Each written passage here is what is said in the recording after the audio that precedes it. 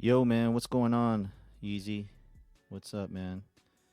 Just got here a little earlier, and I'm gonna go ahead and I'm gonna mute it for about a quick 30 seconds to make sure my levels are good. But thank you for joining, Gino. Thank you for joining too. It's gonna be a good show tonight. We got a lot of things we're gonna talk about tonight, and some newer things, and you guys are gonna be in for a little treat if you know how to do a little bit of research and a little bit of searching and knowing how to do the searches, and you'll be delighted with what you'll get tonight.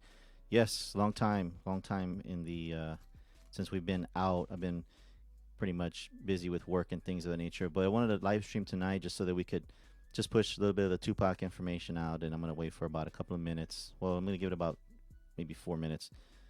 Whiskey the Don, yo, what's up, bro? How you doing? I'm gonna give it about a couple of minutes, a few minutes, so that people could join into the live.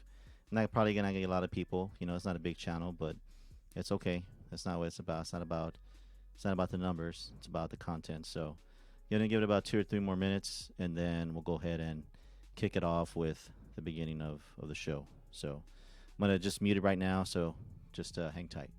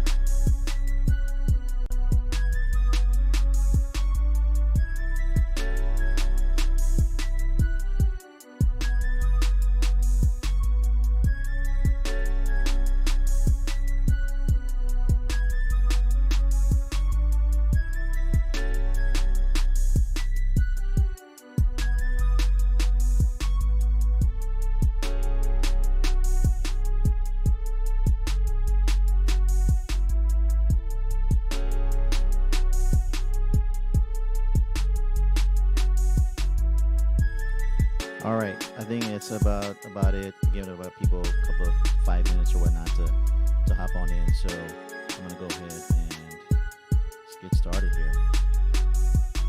All right. So Gino, you took my opening line there, and that was actually a pretty good one.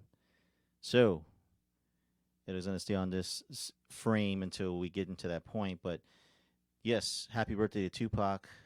I saw that there's a lot of people who didn't celebrate his actual or actually say anything regarding it. Well, let's put it this way: any of the musical artists that were surrounded by him or even influences, no one said happy birthday. I had a friend of mine who has an Instagram, and I visited every now and again. I don't have an Instagram, but her page is public, so I'll go to her page and I'll look at her page to see what it is.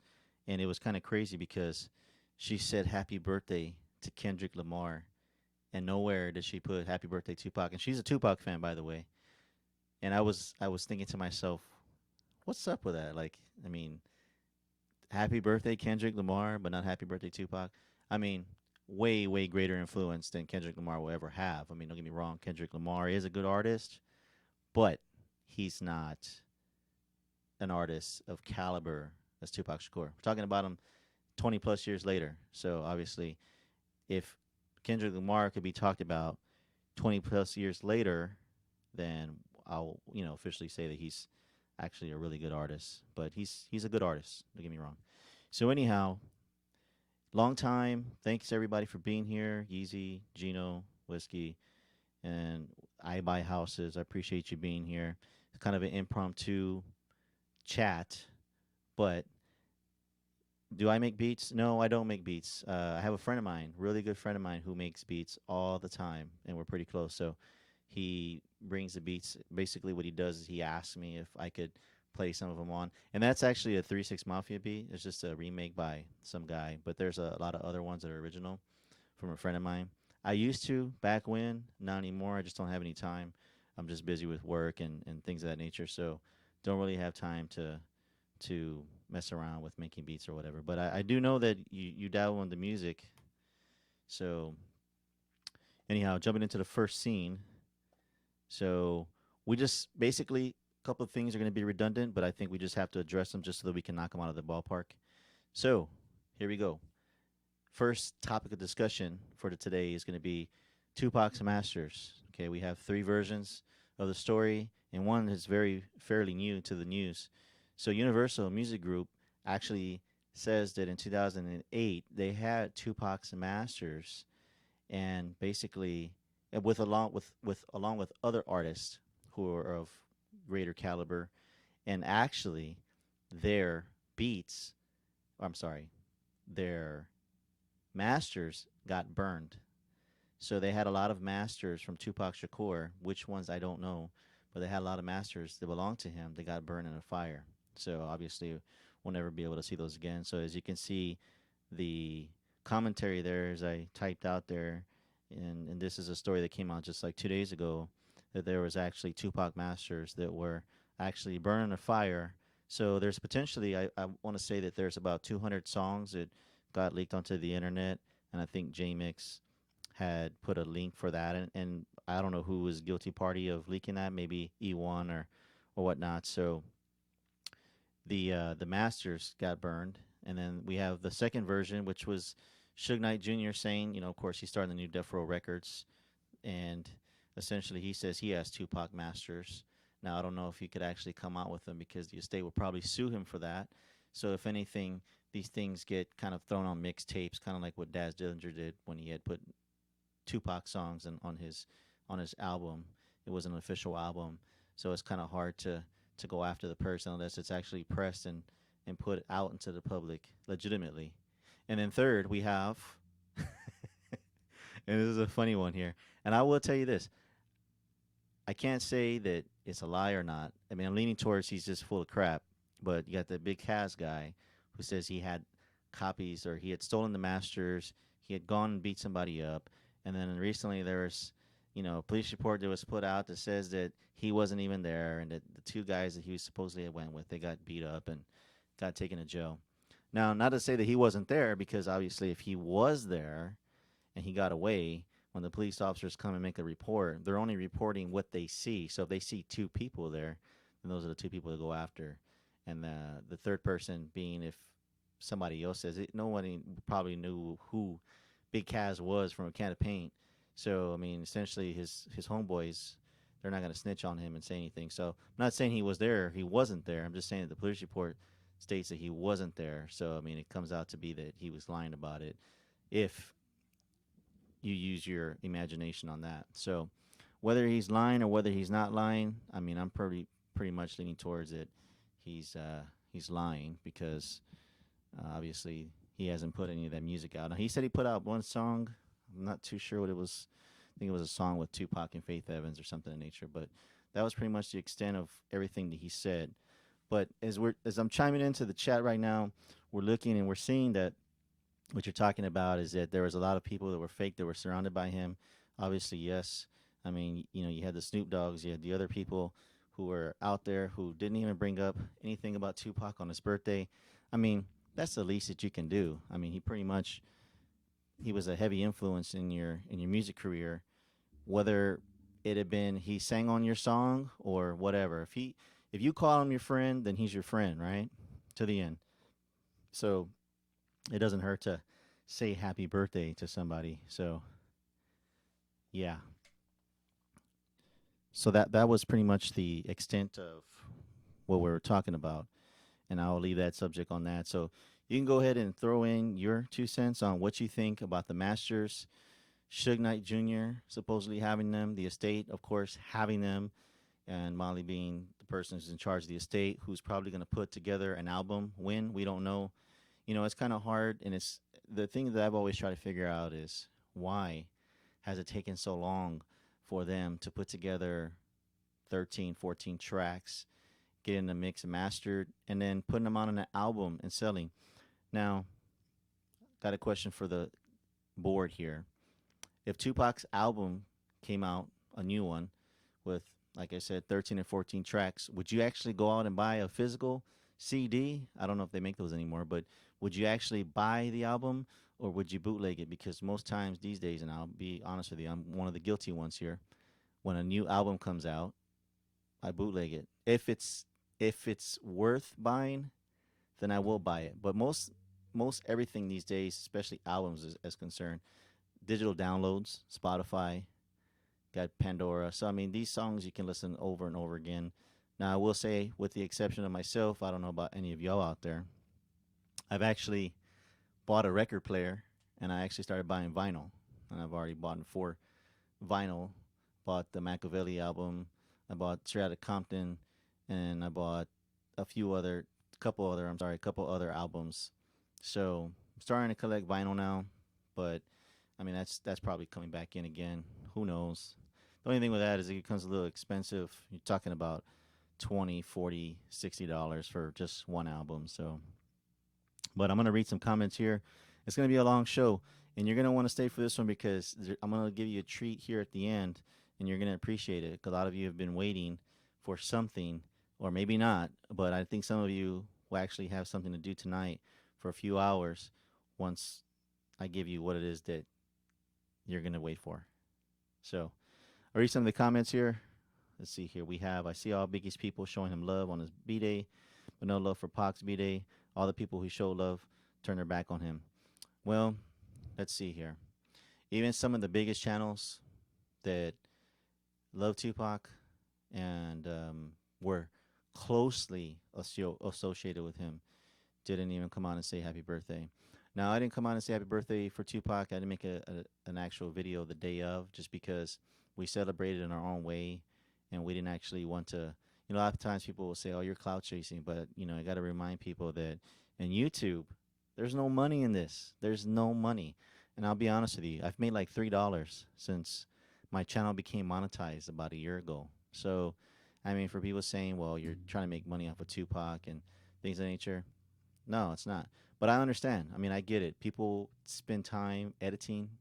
People spend time putting content together, and it's a long process depending on what software you use to edit all this content. So, people want to get paid, man. I mean, that's just the bottom line. Whether or not they're keeping somebody's legacy alive, or whether or not you have these bozos who are talking bad about Tupac and making up all these stupid videos, all these conspiracy videos with all these scary, you know, melodies to it to make it more dramatic, and you know what channels those are. Those and I'll come on and say it because I think he's an idiot, and of course everything in his head is like conspiracy theory, and that's gonna be,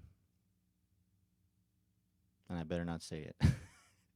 That was one thing that I didn't want to do. I didn't want to start talking bad about any channel, but it's just a channel that talks bad about Tupac and makes all these stories up about him and says that, kind of conjecture is that he's gay and everything. But if you think about it, and I want everybody to open up your mind here, not one single person, not one male, one female, not one, unless it was somebody who hated him, would say or has said publicly and has come out and says Tupac is gay. Tupac was my lover. Tupac, me and him had a relationship together. Not one single person. So there again, his style was different. He just, when he came out at the beginning, when he was with Digital Underground, he just had a different style. People didn't understand it.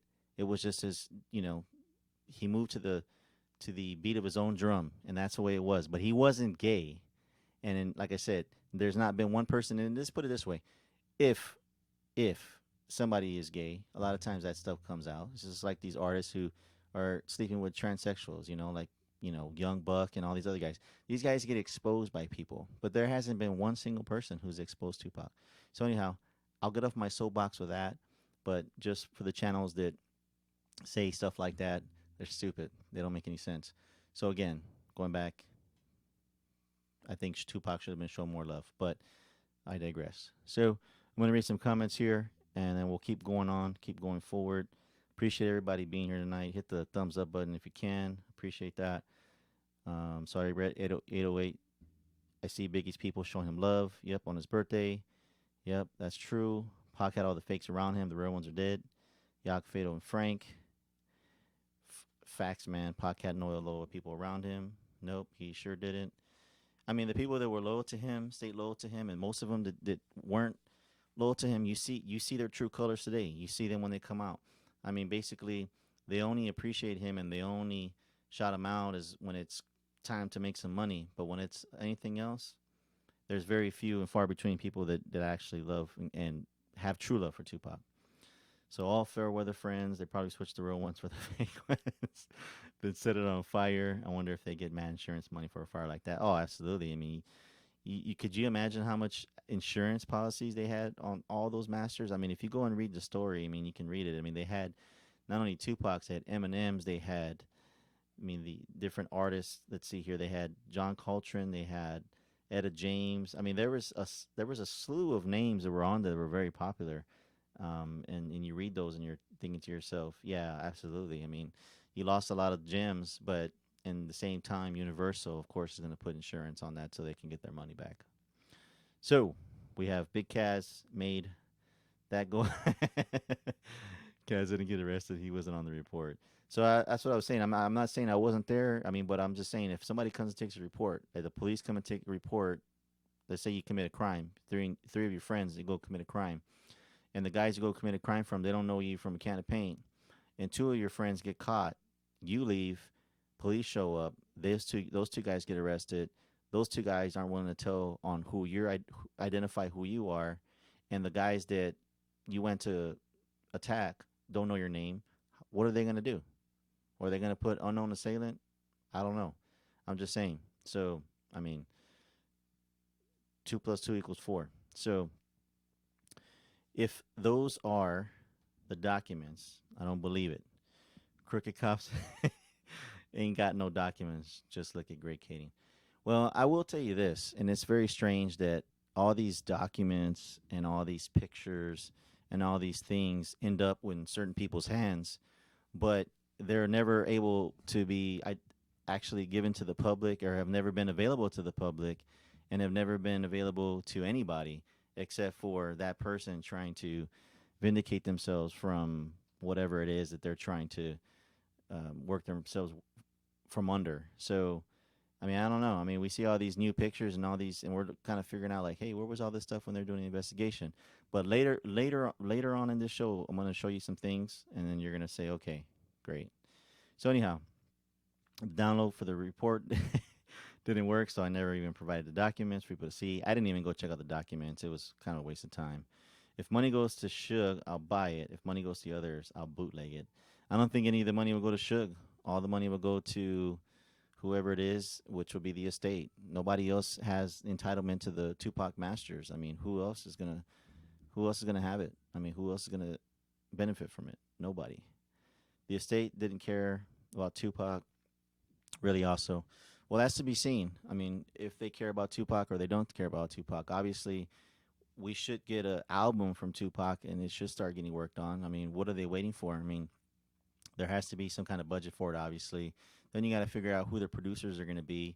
And then you're going to have to figure out how you're going to distribute this album, you know. And then most of the time, this is an easy one here. I mean, because like you said, CD sales are down, way down. I mean, almost to zilch. Don't get me wrong, they're probably still doing it, but everything is digital downloads these days. So the state gets some money. When he said Snoop and Dre is rich, then he said we were young. He had guilty all over his face. It was down on him. He helped Pac out and didn't benefit at the end. I just think that people that were supposed to protect Tupac, they were living in their own world. They were pretty much, to me, they're pretty much idiots. I mean, to not arm, I wouldn't say arm, but to not give Tupac the best security possible with as many real security guards, not these ragtag gangsters. I'm talking about real security guards. I mean, Frank was his only bodyguard. I mean, you're leaving this dude out like a sore thumb. There should have been more security, whether it had been regular security, with guys that actually have guns ready to go, not these, like I said, ragtag gangsters. So, I mean, say what you may, but I thought that it was a pretty stupid move and pretty much destroyed the legacy of Death Row Records and all. I mean, once Tupac died, it pretty much went all down south.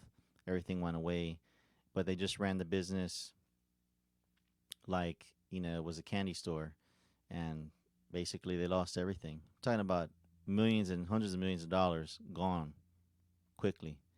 So, anyways, Pac, yeah, well, Pac did have a lot of sex with a lot of women in the industry, and that is a fact.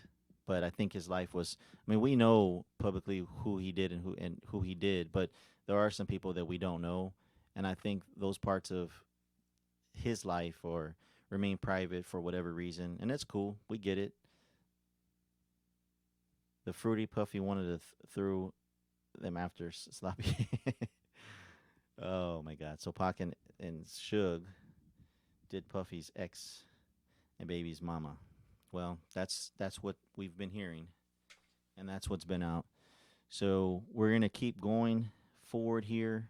We've already got past this Tupac Master thing, and like I said, there's gonna be two things that'll be redundant. So here we go. Now we go to, did Mike Tyson punch Whack 100? Well, we know the answer was no. It was a fake.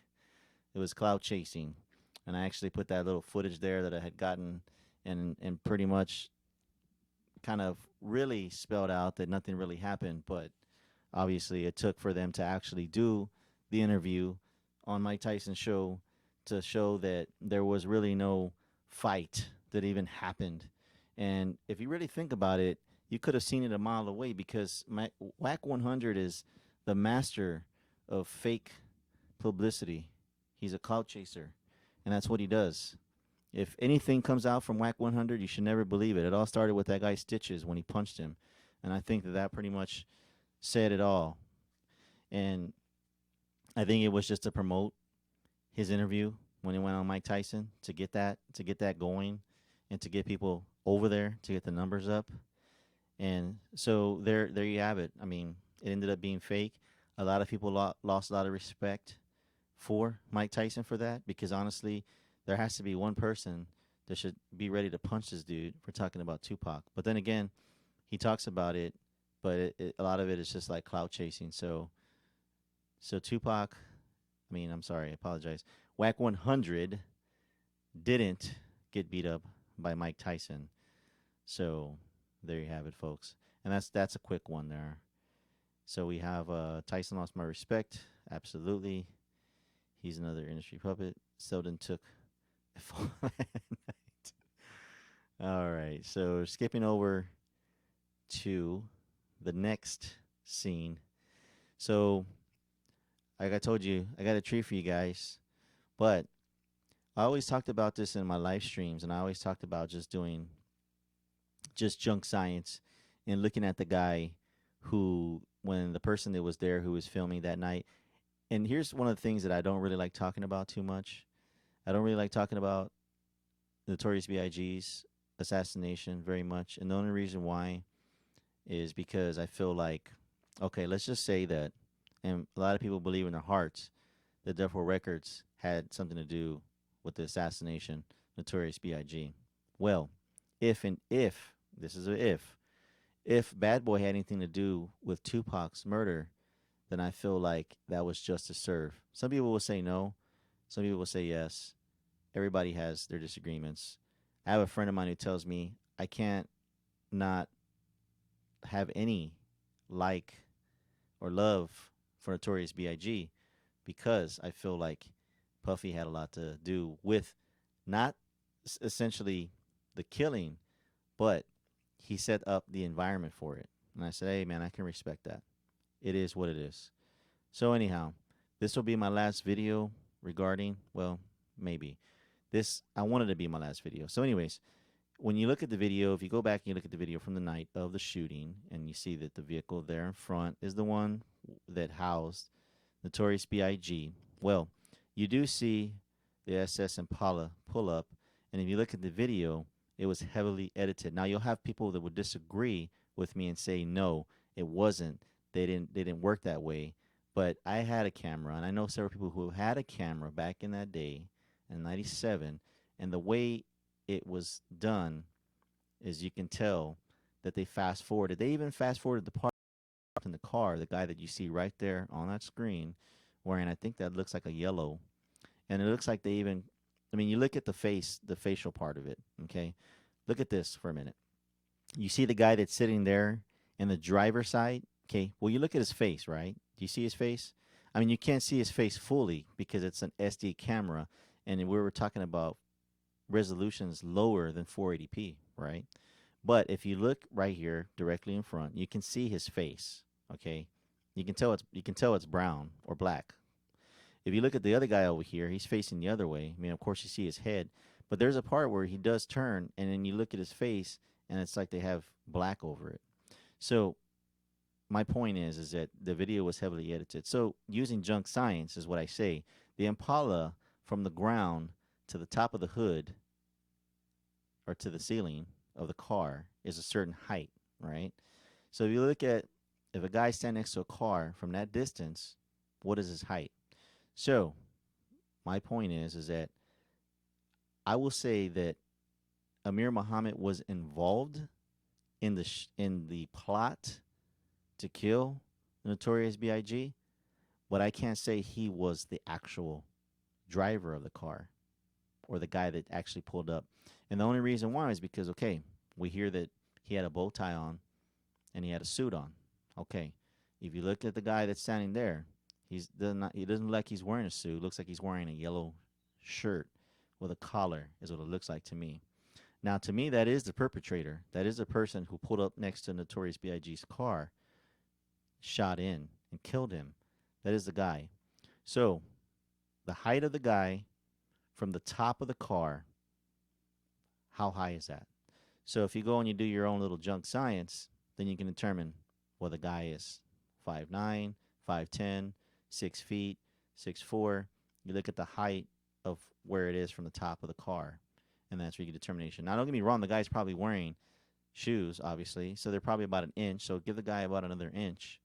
So I don't know what the height is on that. So if somebody wanted to actually go out and do this and determine what the height would be, then you would be able to figure out that the guy was 5'9", 5'10", whatever. According to, and if I'm not mistaken, Pucci wasn't a very tall guy. So for me, it eliminates him as a suspect. And if you look at this guy here, he looks a little taller. He doesn't look like he's 5'6", 5'7", or even 5'8". He looks like he's about 5'10" to 6 feet tall, in my opinion. But so, with that being said, and I'll jump forward, and I'm jumping ahead, but it's to make a point. So you look at the I have the lineup here, the pictures of the guys who were potentially involved, but in my opinion, I already X out Pucci. I don't give him any credence, only because that story came from a particular person that was involved in death row that wanted to exclude himself out of the picture and was given immunity. And then that other half of the story that was corroborated by a lady named Teresa Swan, who we don't even know if that's the truth or not, because she was interviewed by this police officer named Greg Kading, who is known to be a liar. So I can't trust him on that. So that story only evolves to the truth if you believe what he says, but I don't. So here we go again. We have Kevin Gaines, and I'll jump forward. So in my opinion, Kevin Gaines was probably involved in the assassination of Notorious B.I.G. with the help of David Mack and Rafael Perez. Now, here's the reason why. So we're going to move forward and we'll jump back to the scene. But you'll see this. And then you'll have to ask yourself, was everything that they were talking about in the movie City of Lies, was it truth or was it a lie? So, as I told you before, I got a treat for you tonight. So the movie is out, right? The movie was out in a bootleg, but it was a terrible bootleg.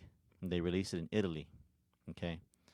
So if you got a pin, and I can't put the link out because then, of course, I would be involved in giving you a movie that I don't own any rights to, but and I'm gonna give you a little bit of time. If you got a pen, you can grab this.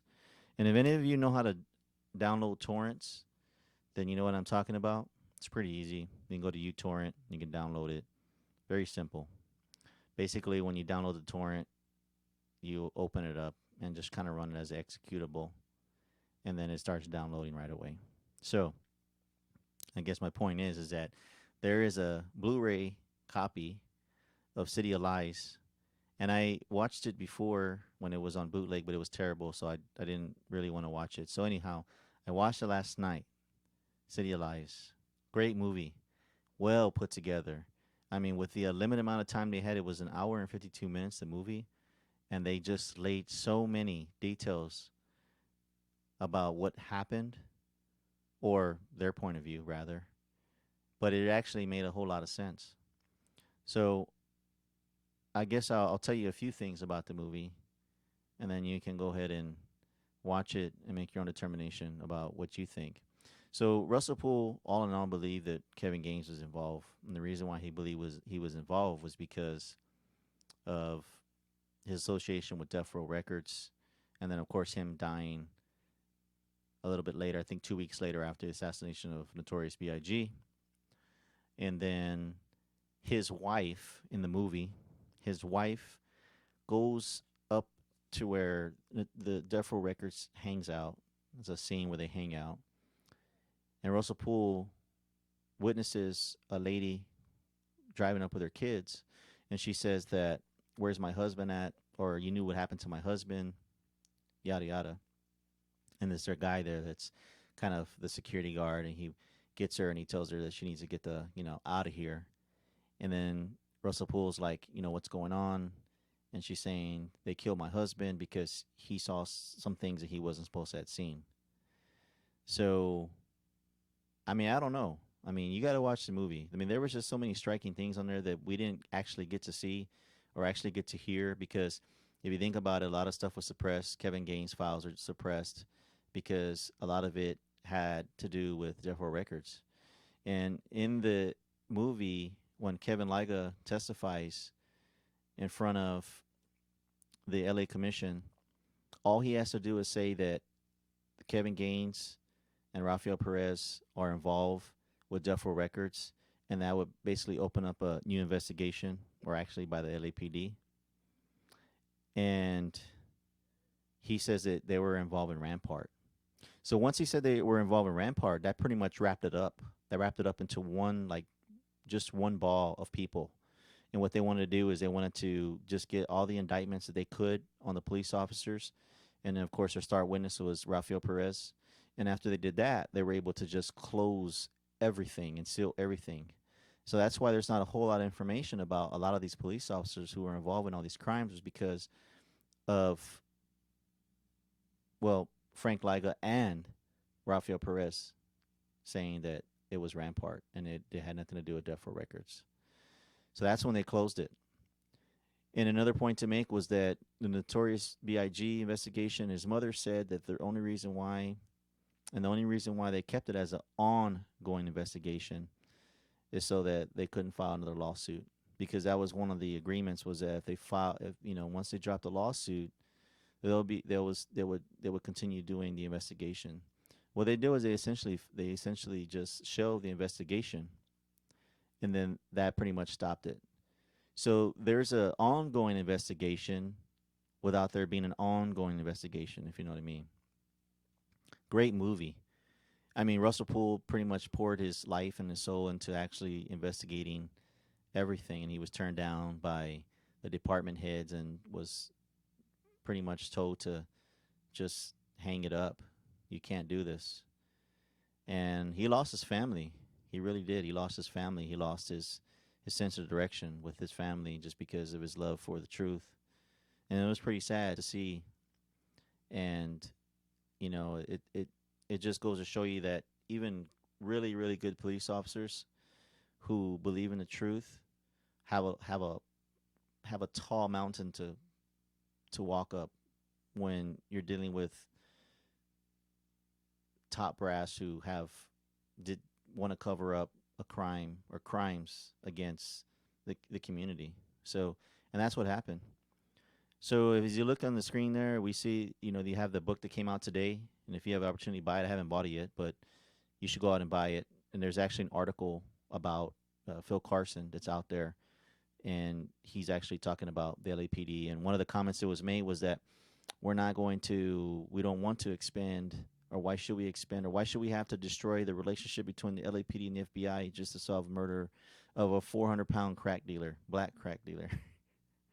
And I thought that was pretty eye opening, and that pretty much showed you the direction of where LAPD, where their heart was at, because we know, and people will, the pundits that will say the LAPD has nothing to do with it, and well, of course they're going to say that, because that would just basically destroy their theory. That would destroy their book, the books they read. That would destroy the miniseries they come out with. People aren't stupid anymore. People understand that the LAPD is corrupt. They've been corrupt. They've had a history of corruption. Those things don't change overnight. These are people that are in charge that allow this stuff to happen.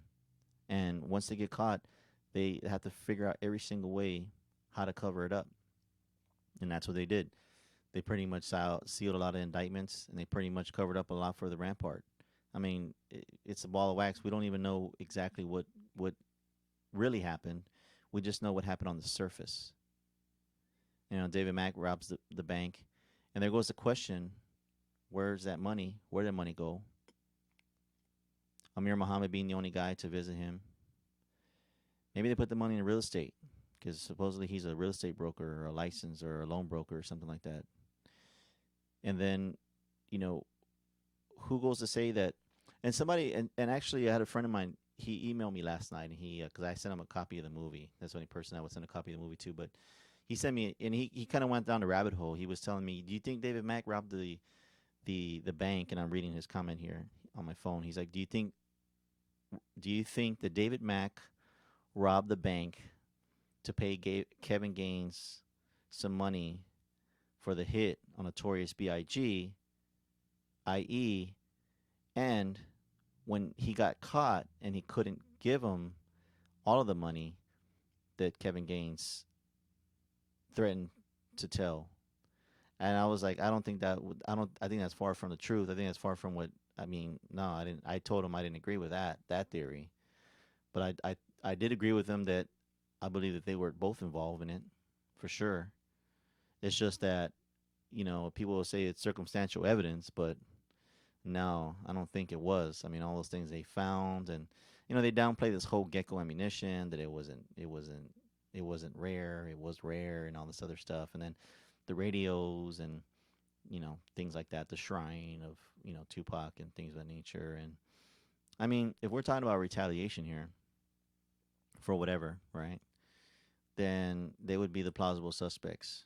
I don't think some ragtag gangster like Wardell would just pull up in a car unplanned and just kind of like a kamikaze just say, you know what, man, I'm going to get my gun, get my car. Notorious B.I.G, he's there that night.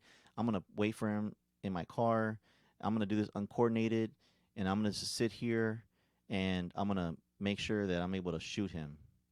There had to be somebody who was there who was saying, hey, you guys can't park here on the sidewalk. Think about it. A guy just parks on the sidewalk. There has to be somebody in charge of telling people you can't park here in the front, because if that was the case, then everybody can park their car in the front and just clog up the whole street. But that's not the case. The case was there was somebody who was in charge of security for that event that night. And I'm just throwing this out there, that allowed that car to park there in the front. Because if you look at it, there was no other cars that were parked there in the front.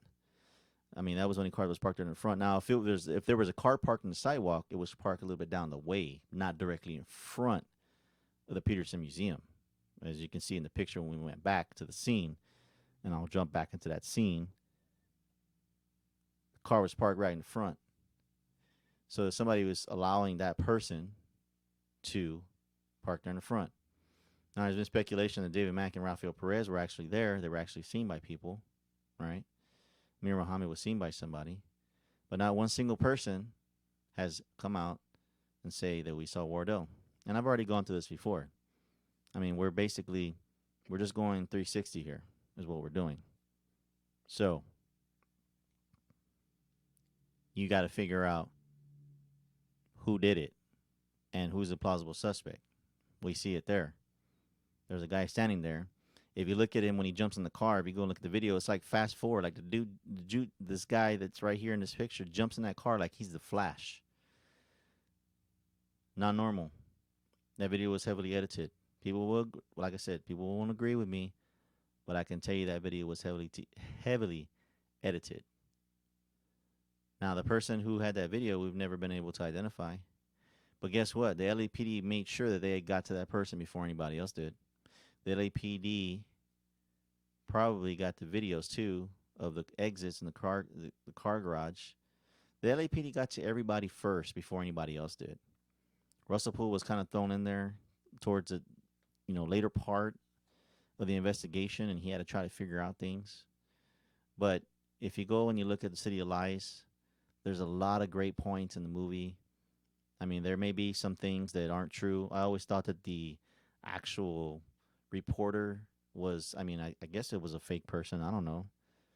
I mean, at way back when, I always thought that it could have been Michael Carlin or it could have been Chuck Phillips, but I think that was just a fictional character, which was the character played by Forrest Whitaker, that was actually, working with Russell Poole to try to figure out what was going on. So, man, we got a lot of comments going through here, and I appreciate everybody throwing those comments up on the board and reading whatever. I mean, I'll go back and I'll read some comments, but so what I'm going to do is, and I promise you guys, if you know how to download a torrent, then it's really simple. You just go to Google, and I'll tell you exactly what to type, and you type it in, and it'll come in, City of Lies, and it's a Blu-ray copy. You can download it. If you're looking for a torrent, you can download uTorrent. It's very simple. If you have Windows, it's pretty easy to. So going back to that scene, Randall Sullivan was actually the person who wrote the book Dead Wrong, which was kind of the second part of Labyrinth, which was a great book as well. Like I said, I haven't read Dead Wrong yet. It just came out today. So if you have the opportunity to download it today, I mean, you can get it on Amazon. You can get it for your Kindle, whatever it is. I'm not promoting the book for any type of reason. I'm just promoting it just so that you can read and gather more information, and you can kind of, figure out what it is that you think establishes the theory to be true or not to be true. It's up to you. So I'm going to go ahead and I'm going to look up real quick because I don't have it readily available here. And I'm going to read some comments, but I'm going to give you the exact thing to type in. So if you have a pen, whatever, pencil, you can write this down and you can download it. And this is a Blu-ray copy. Like I said, there was a copy of bootleg that came out. It was terrible. Couldn't watch it. But this is a Blu-ray copy and you can actually watch it. So let me go ahead and welcome. Welcome, Tori, man. Good seeing you. Jamar, welcome. It's good seeing you too. Sorry, man. Lakers fan. Good seeing you here. I'm sorry. I just been caught up in my own little soapbox here with the actual content that we're talking about tonight, which is pretty much heavily City of Lies, and then the book Dead Wrong. So if you, like I said, if you have the opportunity, you can go out there and you can buy the book. I'm gonna give you the exact thing to write. I'm sorry, to type in your Google search engine, and then you can get this. So if you're ready, this is what you want to type in. So exactly word for word. So you want to type in City of Lies 2019, okay? And then you want to do capital B, capital D, capital R, lowercase I, lowercase p. And then you want to, of course, all this stuff with spaces, not all together. So after the BD rip, you want to space that and then do XVID and then space and then do AC3 and then do dash EVO.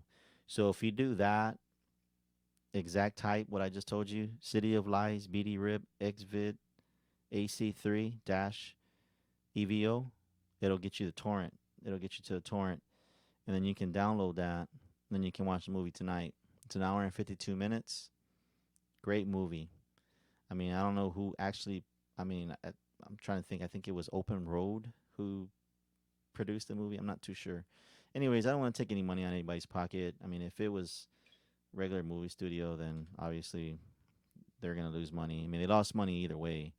So I don't know if that was had anything to do with Johnny Depp's behavior, or if you want to go down another rabbit hole, you can say that the LAPD made certain that it kind of just lost its its traction as being a movie, kind of like when the movie came out with the dudes that were getting brain damage in NFL. I mean, that should have been a really really big movie, but it just kind of curtailed and people kind of ignored it and whatnot. So, anyways, if you type that in, you'll get that movie.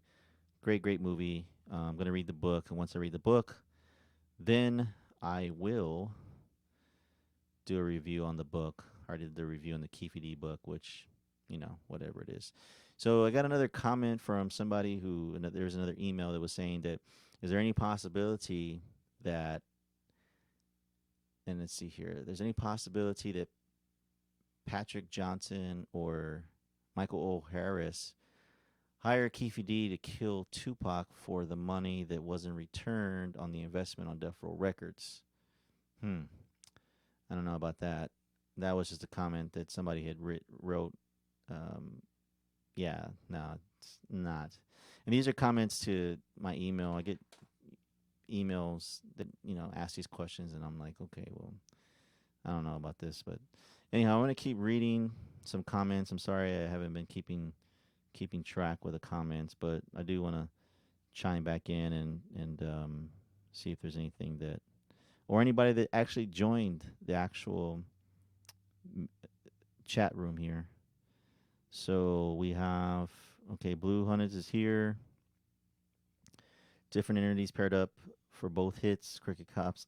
All right. Puffy, Kenner, Snoop. Yes, before online version was online, since edited a lot. Agreed. Biggie was heavily edited. It definitely showed the shooting. Yeah, absolutely. He was the shooter, Amir. That is Matt getting into the car. I don't know. Was Mac wearing, like, what do you call those, a Kangol hat, or was that his wig that he was wearing? Because I can't remember. If anybody can chime in, 808, anybody, was he wearing a Kangol hat, or did he have a wig on when he was shown on that picture in the surveillance? If he was wearing a wig, then you could say that when you look at the back of that person's head, it was a wig that the guy was wearing. And if you say it was a Kangol hat, then that kind of takes away the wig element. But here again, we didn't have some kamikaze whose name was Wardell who just said, I'm going to get my gun, drive my car, wait in the front. No one's going to tell me to move my car. Not one single person's going to tell me, move my car. I'm going to wait there for him, and then I'm going to go and I'm going to shoot him. No coordination, no nothing. I don't know what this guy is driving. I'm just guessing, you know. So I guess my whole point is that this is a coordinated hit, and I don't believe that you would, this is the once in a lifetime chance. You gotta shoot him. Okay, you gotta shoot him. And if you miss him, then or you screw this up, we're not gonna be able to get him next time. There's no next time. So we're gonna give it to Wardell because he's an unproven shooter. Yeah, he may have been a killer supposedly, but he's an unproven shooter. So let's get a proven shooter with proven ammo, Gecko ammunition, and let's get him to execute this hit. Who would be the best person for that? And let's see here. Who would be the best person for that? Who would be? Would it be Kevin Gaines? Would it be David Mack? Would it be Rafael Perez? Or would it be some ragtag gangster named Wardell Pucci Faust? Things that make you go. So, anyways, I skipped and gonna read a few more comments here. This is not gonna be a whole lot of live stream. If for anybody who came in, it was late. We talked about Tupac's Masters, 3 versions of the story, 4 actually. 1 being, which I would say would be the truth. The estate has them. Number 2, Suge Knight Jr. has some of them. Number 3, Universal Music Group had some, but they burned to the ground, along with some other ones from other artists. And number 4, Big Kaz, who says that he stole the masters from a hard drive. I don't know. So anyhow, gonna keep, and that was a synopsis of that, and then of course we had the happy birthday to Tupac and him not getting enough respect on his birthday for no one coming out and saying, forget me, forget all the other channels that didn't have any close association. You know, we didn't guard him or we didn't sit next to him and we didn't smoke with him. We didn't do any of that. Those channels didn't put anything that channel didn't put anything about Tupac, but they love him so much. But I digress. So we have, and then that was one thing, and then the other thing was, what are we talking about? We talked about the Whack 100 Mike Tyson fake bull crap. So if these guys ever come out again, don't ever don't even feed into it. I wouldn't, moving forward, I wouldn't listen to anything Whack 100 said ever again in my life. Don't ever listen to anything he says because everything has been proven to be a lie.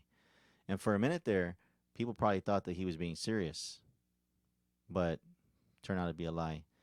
So, fool me once, fool me twice, you ain't fooling me a third time. So that was fake. But I will say Mike Tyson does have a decent podcast. He has some good guests on there. But, if you lost respect for him, then there's no point in going there. And I lost respect for him because I thought that was the truth, but it wasn't. So anyways, that was that.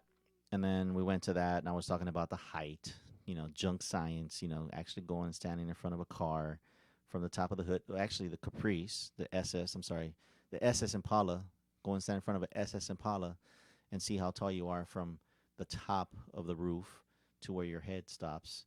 And then you can kind of figure out. I mean, you can get a video camera and do this. It's the same thing. It's no different.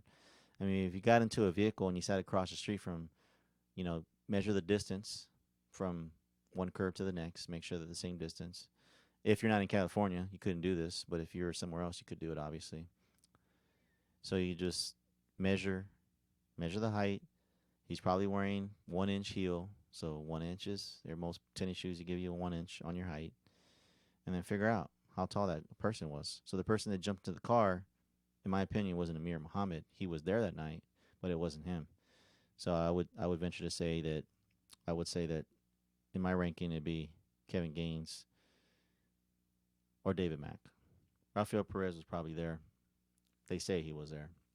I just say probably because I have to say probably because I wasn't there. But yeah. So that was that. I'm gonna read some comments here, and then I think we're gonna move forward. For anybody, like I said, you already got the link or what to type into your Google search. City of Lies is out. It's a Blu-ray copy. You're not watching the bootleg, so you're able to watch it, and then you're able to kind of take away some key points from there, and then you're able to see what it is. There's also an article out from Phil Carson regarding that as well, about his interactions with the LAPD from an FBI perspective on the case, and how he said that, it was pretty much buried, all the investigation in favor of Los Angeles. All right.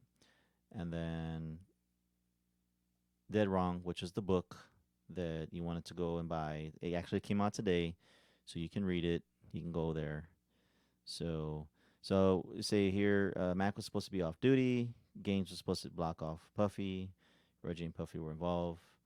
Chose to take out Puffy. Also, Gaines didn't follow taking out JMKAZE. The reason why it was Amir is because shooting someone in the cafe a few miles identified Amir, and others bragging about the shooting. Saw Amir walk to where the shooting occurred. Minutes and two witnesses saw it was Amir in bow tie.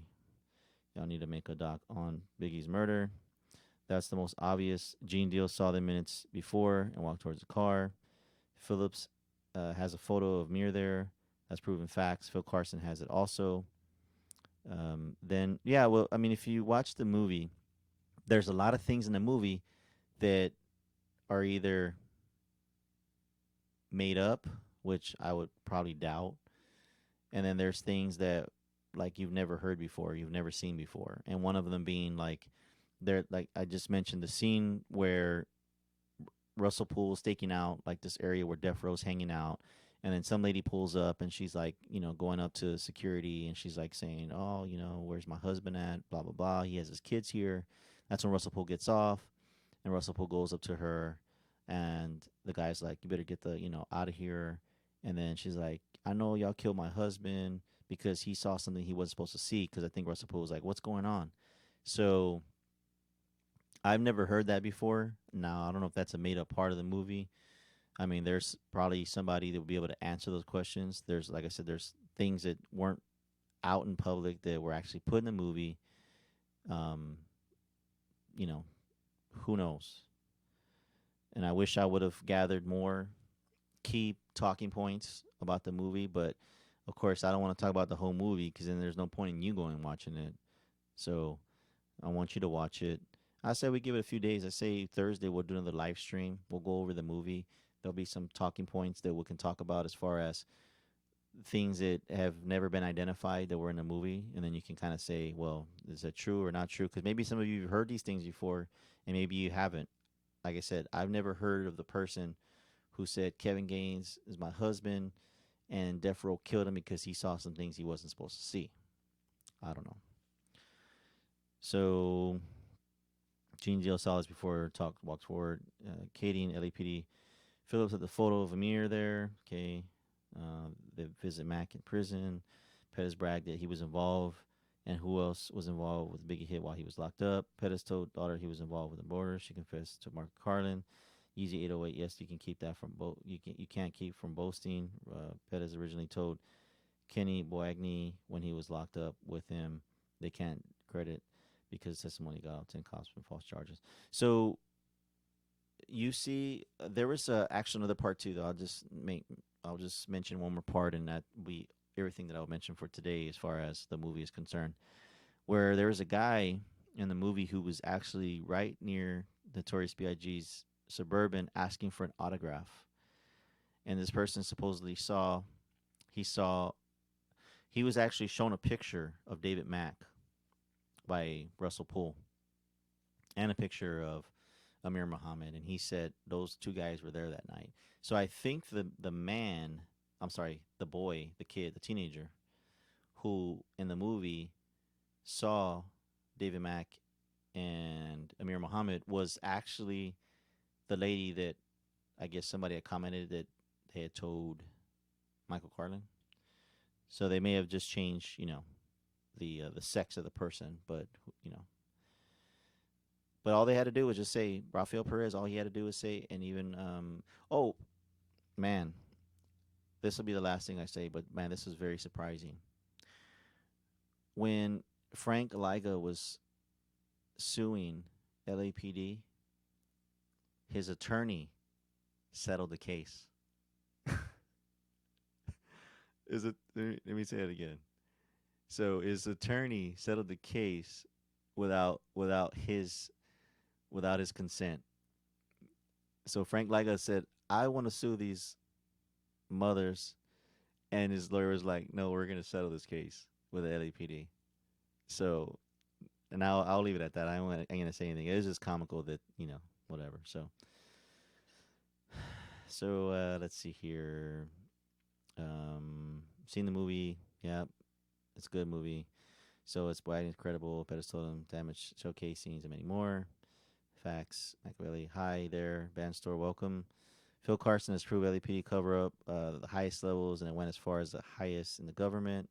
I mean, LAPD had a lot to lose, and for you or for anybody to believe that they were going to be honest about their crime against, or their actually police involvement after they got caught with Rampart scandal, after they got caught with Rodney King, that they were just going to say, yes, we did it. Here's the evidence. They were tied to death row. We'll take liability for it. And death row would have taken liability for it too. Obviously, if the police officers would have said, I mean, of course, death row records would have hired their own attorneys, most likely David Kenner, to represent their entity, death row records, against the people that were going to be filing the lawsuit, which is Valletta Wallace. and LAP would have had their own high-powered lawyers. Evidently, this probably would have gotten probably settled in court, but it would have been for a large sum of money, for sure. But did they want to admit that guilt and have to actually open a bunch of other cases? Because if you have officers who are involved in crimes and they have to admit they did wrong without being able to seal the indictments and have to actually seal the records, then they have to go back and they have to reopen up a lot of cases for a lot of other people that got arrested by these officers. Think they're going to do that? Think about the logjam on that. Think about how much resources that's going to take. That definitely would have bankrupted the city, for sure. So, so Phil Carson was the Russell Poole at the FBI, absolutely. Except he stayed put and did his time, and now he's coming all out. Watch Jimmy Iovine's interview with Sway. We found out they were all Rampart cops. Right, exactly. So Jimmy Iovine did say that they were all Rampart cops. Why would he say that they were Rampart cops? I mean, he's just not making these things up.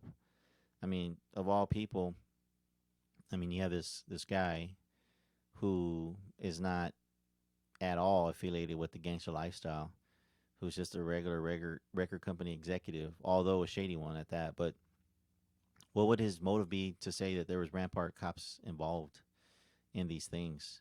There had to be a reason. It wasn't because he disliked Suge Knight. I mean, what's the point of him saying that they're Rampart cops? That's not going to do anything to Suge Knight or anybody else.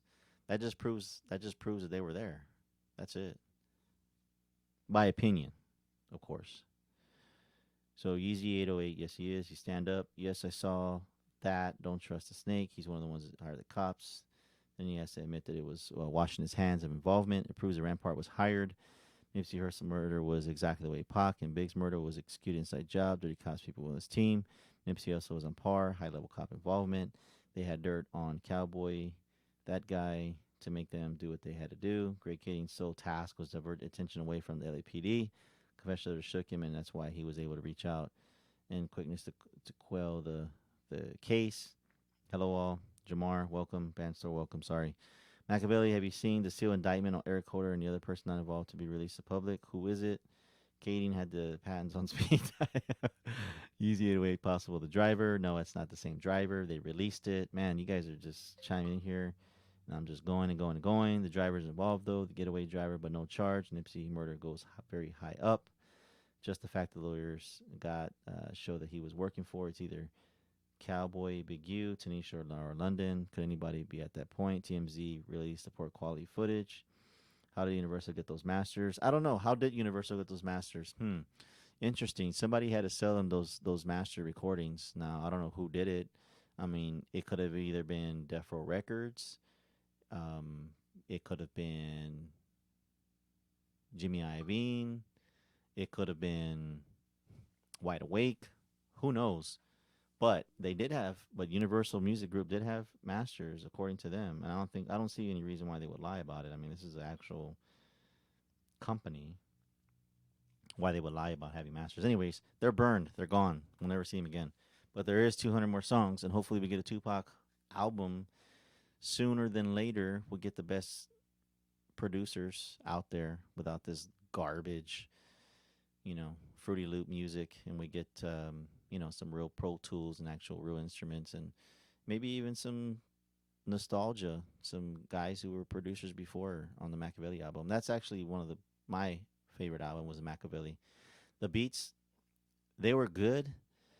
I mean, from a standpoint of like if you're looking for like real beats, I mean, I thought All Eyes on Me was like it was made very well, but if you're looking for like lyrical content and beats and just like storytelling, and I mean it got pretty deep. Machiavelli was the album.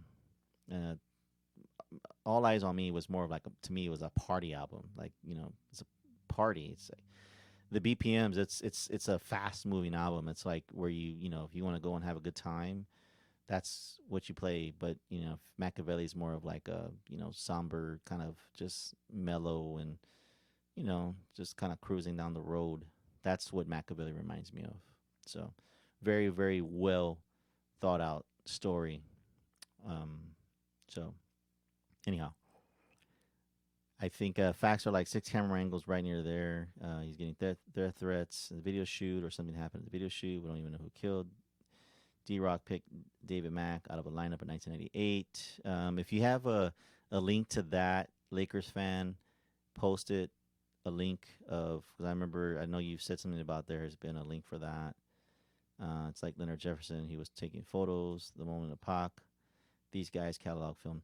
You know what? I was gonna say there is a video. I can't find it anywhere. But anyhow, just stand by. Give me 30 seconds. I gotta plug in my laptop and plug my power in. Stand by.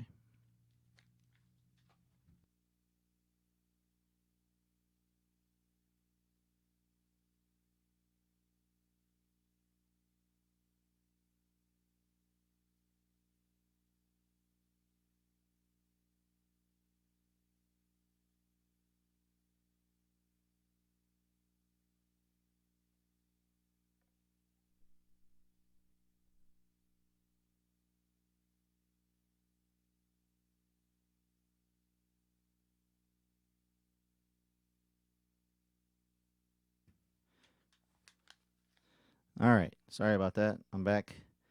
So I lost my train of thought. We were talking about, okay. So Lakers fan, I know that you've been coming out with the D that there was a that D Rock picked David Mack out of the lineup. Post that link for that article so people can go and read that. That's what I was talking about. I was talking about Leonard Johnson. Leonard Jefferson. I apologize. Leonard Jefferson said that he had taken the last photo of Tupac on the strip, but I think Frank Alexander came out and said that he was full of crap. He was lying. He never took that photo, so he had no idea where he got that photo at. So there again, it's like, where did they get the photo of that? And then always people the argument, especially the people, the alive theorists, and that's okay. I'm not bashing any alive theorists. Whatever it is that you believe in, I'm okay with that. But that's one of the things that the alive theorists use is that picture mainly, and they use the other one where he's on the examination table, and they say it's a fake photo, and the whole Machiavelli on the side of the neck and stuff like that. Regardless of any of that, Tupac, my opinion, he's dead. He's never coming back. If he's alive, he might as well be dead. No one's ever heard from him. No one's ever seen him. We've only seen photos. He's never coming back. 20 years from now, when we're all, I don't know how old you guys are, okay, but when we're all gray and old in 20 or 30 years, there'll still be no sighting of Tupac. None. And I'll leave it at that. But everybody has hope, and everybody has things that they believe. And I believe he was alive at one point. I'll be honest with you. Probably in 2010, I believe he was alive. But then this whole thing about, well, he'll come back in this year and he'll come back in this year, and then I was like, you know what? He's dead, man. Like, there's no point in even trying to believe he's alive. But he's alive in my heart, and I have great respect for him for everything that he actually showed us about music and other things in life. So I'm gonna keep going down these comments here, and then we'll probably wrap it up in probably about 10:30. We'll wrap it up. Let's see here. So yeah, Big and Pac were getting death threats day before they were doing 2019. Forrest Whitaker is supposed to be half Randall Sullivan, half Michael Carlin. Facts. Jay Z had involved, I believe, in Nipsey Hussle. David Mack was definitely in on it. When they raided his house, all the evidence was there. LAPD hit it all. Tory, welcome. BS. Puthie killed Biggie courtesy of Suge Knight. I don't agree with that, but to each their own. Mob life. Phil Carson seems the only reason why people will say that Poochie did it was because it throws this whole element of gangsters on gangster crime, right? So whenever there's gangster and gangster crime, police officers have, and the general public really have. Think about it. When you hear about gangster on gangster crime, do any of you say, "Oh man, I hope that other person gets caught"? Most people don't even care because basically it's these guys getting rid of each other. Okay, and I'm sure that there's some of my listeners out there, and even me, once upon a time, was affiliated with gangs. Okay, and we had a different mindset, and it was different from today. As you grow and you evolve into an adult and you get older, all that gang stuff goes out the window, obviously, because you get a family or whatever it is. You just have higher priorities. So when I hear it today, two gang members killing each other or whatever, it doesn't bother me. To be honest with you, I don't care. Obviously, it's somebody's son, somebody's father. I get that compassionate element of it, but it doesn't bother me. So my point is that when you have two gang members, right, supposedly killed Tupac and killed Biggie, and it was because of this whole East versus West Coast. Then police don't care to solve it, right, or put any effort, put any resource into it, because it's just two gang members who killed each other because it was East versus West. That's the narrative they want you to believe, so that in your mind that you say, okay, that's what really happened, and you move on with your life. But you have police officers such as Russell Poole and other police officers besides him that were like, I don't believe that story.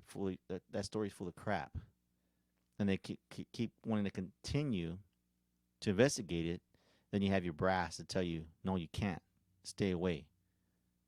Okay? So I'm trying to do the right thing. You're telling me to stay away. What's your reason? We don't have to give you a reason. We just want you to stay away. The reason is because LAPD was involved. In Tupac's instance, that narrative the Great Kidding gives you, I don't believe it. But to each their own. So, going back to it, gang members kill each other. No one cares. No one. Police don't care. We ain't gonna solve it. We'll solve the murder if we want to. If it has anything to do with us, or there's any element that it has to do with us, we definitely ain't gonna solve it. So, if we have this whole narrative, then this all goes away, right?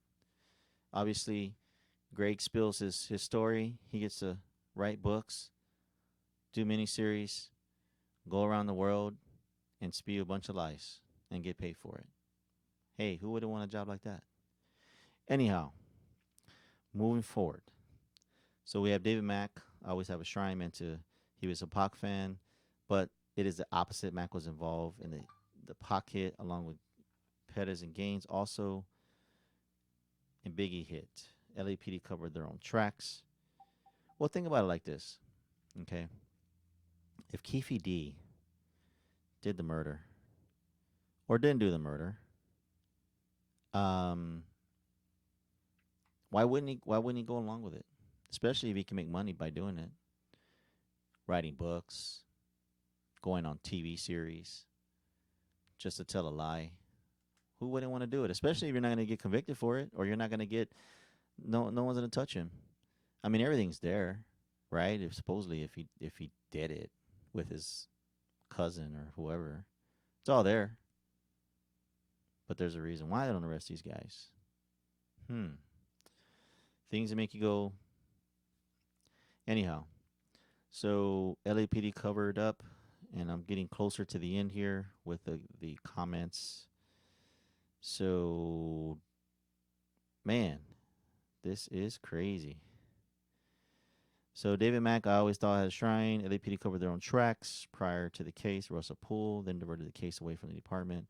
And I always have trouble with that. I always have trouble seeing that. I always have trouble asking myself, why in the world would they not let Russell Poole investigate his police officers, David Mack, Ralph? Why?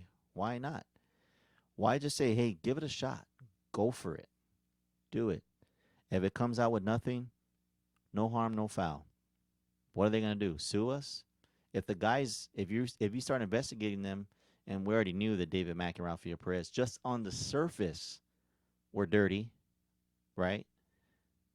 Then at least, if anything, you would have been able to arrest them for those crimes. It's not like he was investigating guys who had a clean record, and he was just on a witch hunt. He's like, hey, I'm going to go investigate this guy who probably never committed this crime in his life as a police officer. Then I can see why the police department would have been like, hey, you know what, back off. This guy, he's legit, he's good. But you know damn well that the LAPD brass knew that these guys were moonlighting for Death Row Records, or you knew that they were doing this dirt. And that's obviously why they didn't let them investigate.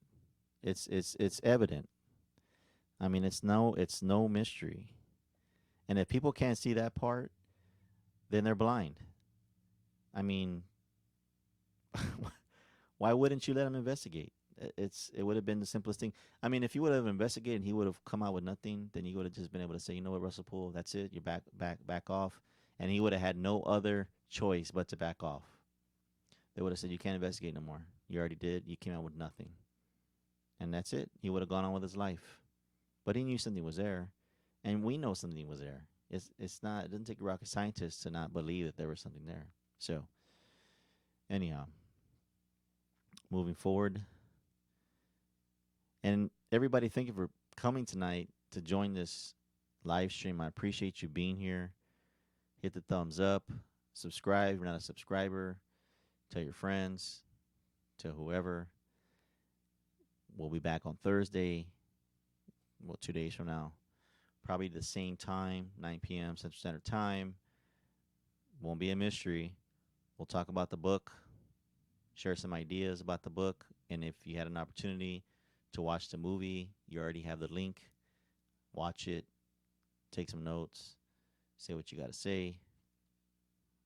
We'll be here. We'll do it. Let's see here. So, left off with,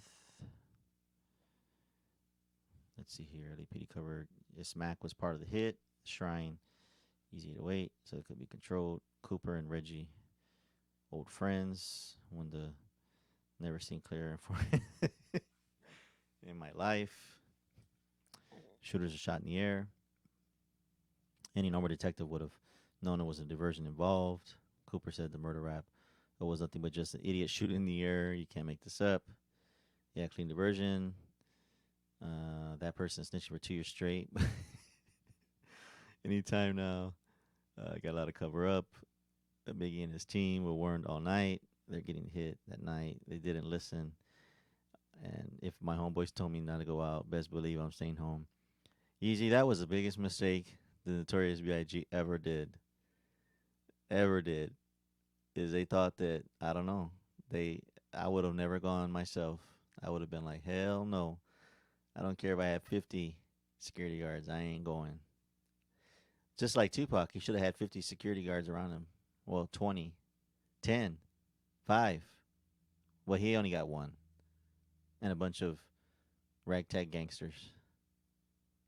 No real cops. You know, I always wondered, like, how many times did Tupac ride around with real cops and real security, like numerous security, when he was, well, you know, when he got out of prison and he was actually in death row? Like, how many times, or was it unusual that he just had only one bodyguard that night?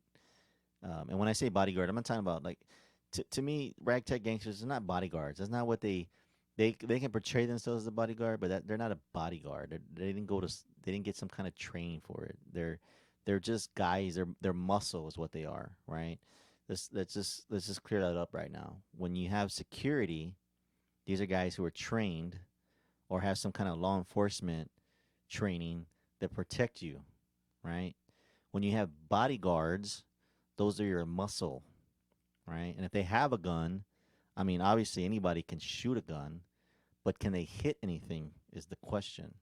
Now, I would imagine that most security, paid security, armed security, trained security, know how to shoot guns, right? So, point is that you could have had 40 gangbangers in Tupac's entourage, and not one single one of them really amounts to anything besides muscle. When you're out, like, in the street and when you're walking around and someone tries to mess with you, you have your muscle. That's what they're for. Beat him up, take care of him, whatever. But when you're in an entourage, car, convoy, and you're going, I mean, think about it. Most convoys have armed guards. They have armed people, like guys who are trained to shoot. They don't have gangbangers with guns and convoys because they're not going to be able to hit anything correctly. I'm just telling you, my money's on it. Real security with me and not gang. I'll take the real security in my convoy and I'll take my gangbanger buddies on the streets. Muscle. So, hate to put it to you that way, but That's my belief. So, Biggie and his team were warned. Yep, they were warned. Puffy's job was to bring Biggie to the Auto Museum that night, no matter what. Zero evidence that Pucci was from a part, offering his name in the murder rap. The call passing the buck, and obviously, yes, Katie said it was true and made a book on it. I'm just always wondered, like, if they saw these guys sitting in the parking lot, these gangbangers, the ones that supposedly killed Tupac, how come they didn't jump on a phone like Mob James said he saw them out there? Didn't jump on a phone and say, "Hey, man, be careful. These guys are sitting out here in the parking lot." But I mean, there's just too many holes in the story. I mean, I don't know. Maybe common sense just isn't there for most people, but that's just what I say. Anyhow, so David Mack, Rafi Perez, Kitty used to say years ago, no cops work for Death Row. Now they admitted Gaines worked for Sharitha and Snoop and Perez. Kevin Gaines was instrumental in the killing of Biggie. He was on his way out. He wanted to stick to the APD. He already endured disciplinary action and humiliation and wanted retribution.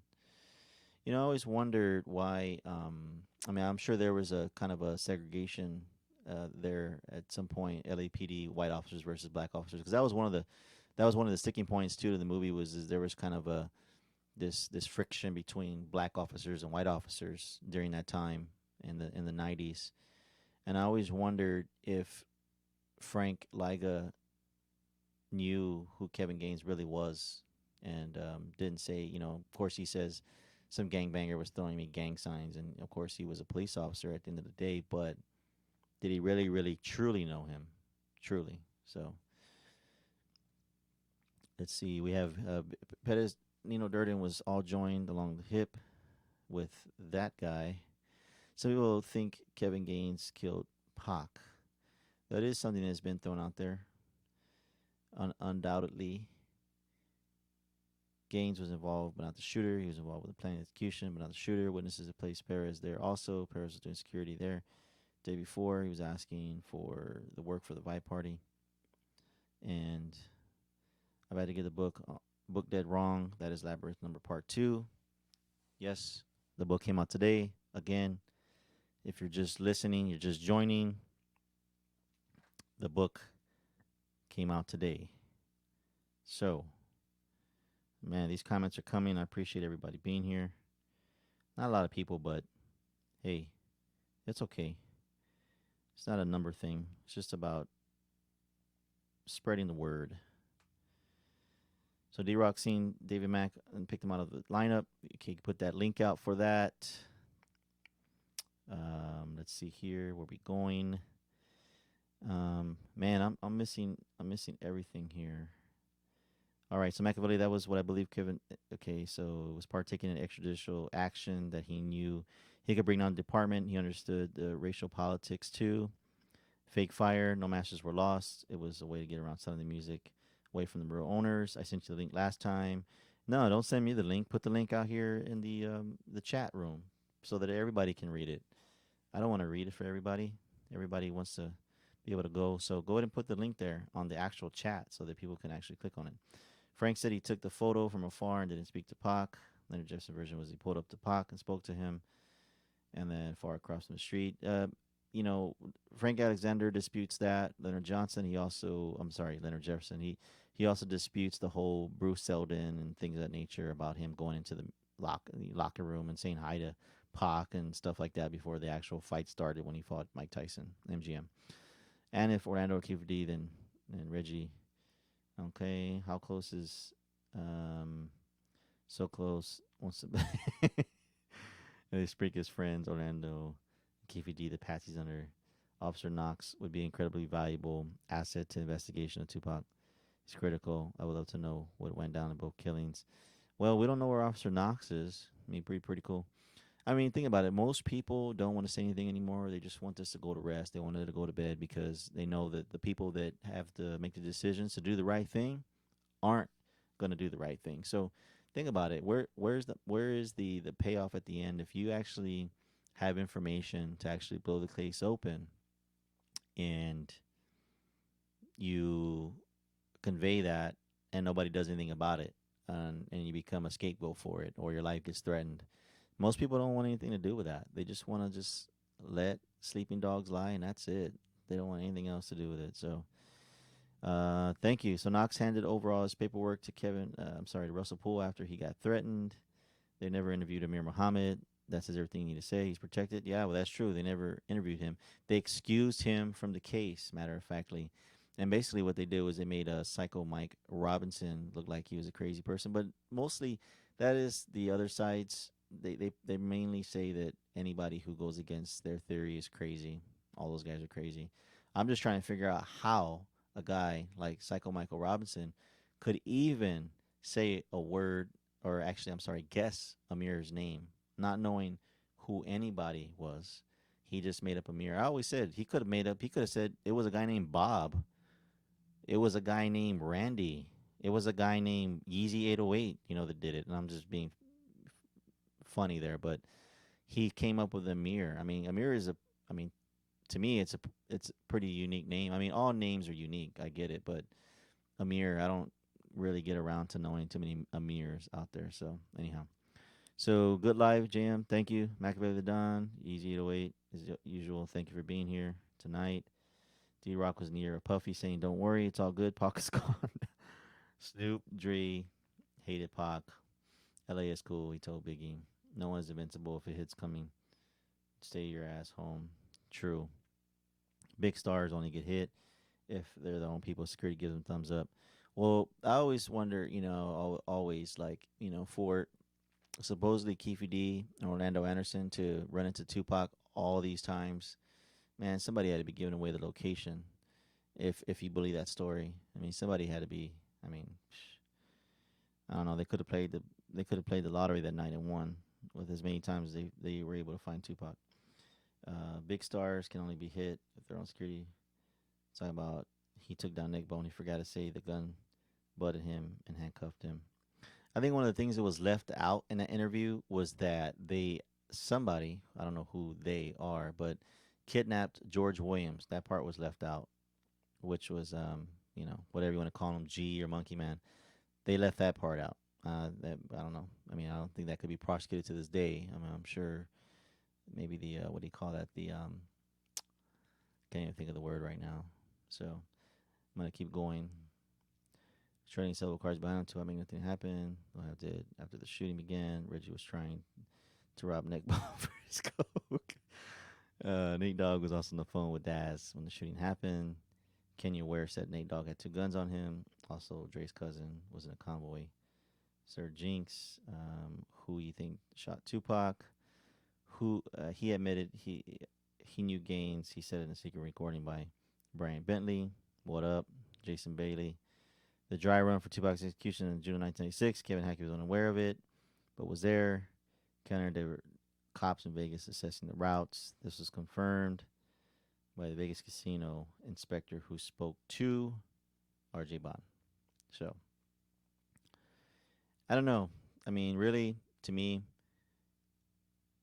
I always say that, I mean, man, and Kevin Gaines is just the peculiar person of interest. I mean, could he have been a person of interest to assassinate Tupac? Potentially. Could he be a potential suspect for Notorious B.I.G? I'm leaning towards yes on that one. Was Amir there? Yes. Was David Mack there? Yes. But, who knows? All we know is that when police are involved in crimes, they don't get solved. They only get covered up. That's it. So, JMKAZE, RJ Bond, and Mike Carlin were incorrect in the reading of the FBI report from 2002, which was, I don't know about that FBI report. A lot of that stuff has been redacted. So, anyhow, I think that is pretty much going to wrap up the show for tonight. If you have the opportunity to do so, please go out and buy the book. Dead Wrong. I already gave you the link already for the movie to search it and download actual the video of City of Lies. And again, rest in peace, Tupac Shakur. Happy birthday to him. Like and subscribe. Hit the thumbs up button. I appreciate everybody coming in. Um, every time I have a live, you guys always come in. I'm sure there would be more people on live, but a lot of these guys will be trolls and they'll just be saying stuff and everything. So I have about 100 people that I have blocked from my channel, and thankfully, because most of them don't have anything interesting or intelligent to say. Most of the stuff the trolls say is just vile stuff. There's no talking points in it. It's just insulting you or whatever. And to be honest with you, it doesn't matter. We're on the internet. Say what you gotta say. So, Band Store, thank you for coming. In the show, Easy 808, Machiavelli the Don, Lakers fan, Jamar Hatton. And if I forgot your name, I apologize. But I appreciate everybody being here tonight. Could have been anywhere else listening tonight. Hopefully, I know I said Thursday. Hopefully, we can get together on Thursday, talk about the book, talk about the movie if you go and you watch it. Again, I'll say it one more time before I exit, and you can go ahead and go and check it out. Go to your Google search engine. This will be the last time. Type in City of Lies, 2019, BD RIP, XVID, AC3 EVO. Of course, with all spaces. And if you know how to download a torrent, it's pretty easy. uTorrent is the best one to use. It's like an executable when you open up a file when you're loading something on your computer. Just open it up and then execute it.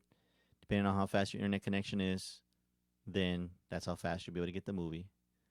The movie's an hour and 52 minutes long. Very, very good put together movie. You'll really enjoy it. And then, after you watch the movie, read Dead Wrong 2. Get you some more details. Oh, and then there's one more article with Phil Carson that's out. Type in Phil Carson FBI. He talks about, it's pretty long, it's a pretty lengthy article that has come out. Listen to it. So, that's it for tonight. Hit the thumbs up. Appreciate you being here tonight. And, as I always tell you, always seek the truth, no matter where it takes you. Have a good night, folks.